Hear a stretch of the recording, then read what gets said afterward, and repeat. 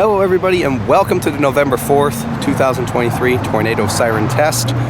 We got a Federal Signal 2001 SRNB tornado siren we're going to watch go off today. This is going to be the final test of the year for Oakland County. We'll talk more after the test. Let's get into the video. Here we go.